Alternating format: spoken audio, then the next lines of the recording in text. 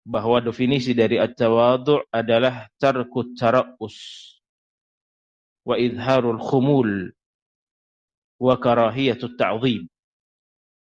Definisi dari at-tawadhu' adalah meninggalkan at-tara'us, meninggalkan ingin nampak, ingin terlihat, ingin memimpin satu komunitas misalkan. Itu dia tinggalkan sejauh-jauhnya, dia lari dari hal tersebut.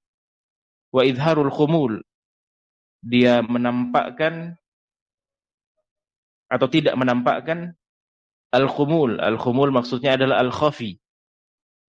Tidak menampakkan dirinya, dia sembunyikan dirinya tersebut di hadapan makhluk-makhluk Allah Subhanahu wa taala. Wa karahiyatut ta'zim, dan dia membenci untuk dimuliakan.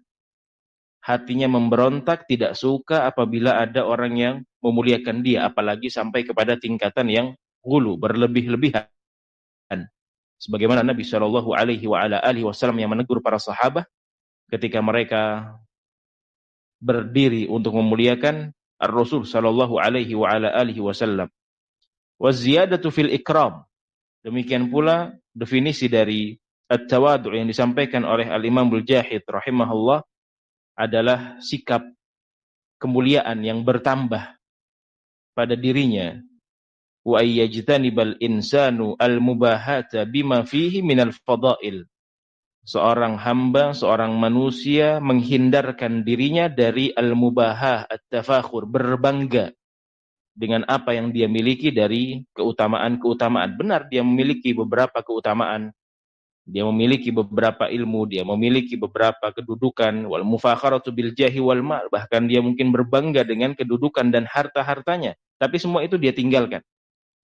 Dia tidak fokus kepada berbagai macam kenikmatan dari sisi Allah Subhanahu wa taala untuk ditampakkan kepada manusia. Dia lebih sibuk untuk menyembunyikan kenikmatan-kenikmatan tersebut dan lebih menampakkan kekurangan bahwa dirinya adalah seorang yang lemah dan yang semisal itu. Wa ayyataharraza minal i'jabi wal kibr, dan dia menjauhkan dirinya, mencegah dirinya dari sikap ujub dan kibr, berbangga diri.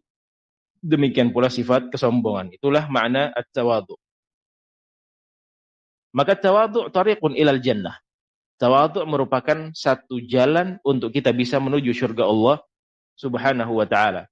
Di dalam suratul Qasas, Allah Subhanahu wa taala menyatakan tilkad darul akhiratu naj'aluha lil ladzina la yuriduna 'uluwan fil ard wala fasadan.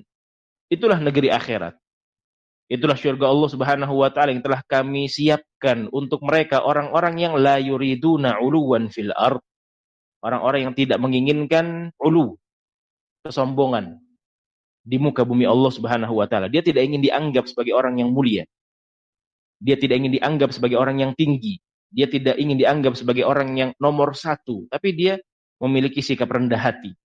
Dia memiliki sikap tawadhu, yang itulah Jannah Allahu Jalla wa Ala, syurga Allah Subhanahu wa taala disiapkan untuk mereka. La yuriduna 'uluwan fil ard wala fasada. Mereka pun tidak menginginkan kerusakan di bumi Allah Subhanahu wa taala. Maka tawadhu ini juga bisa menjadi jalan pintas menuju syurga Allah Subhanahu wa taala. Maka ikhwati fillah yara'akumullah, azillatin 'alal mu'minin harus benar-benar kita camkan, kita perhatikan, kita tanam dalam-dalam di dalam sanubari ini. Ini ciri khas hamba-hamba Allah yang mendapatkan kecintaan dari sisinya Subhanahu wa taala. Demikian pula hadis Nabi sallallahu alaihi wa ala alihi wasallam yang datang dalam riwayat Al-Imam Muslim rahimahullahu taala dalam sahihnya.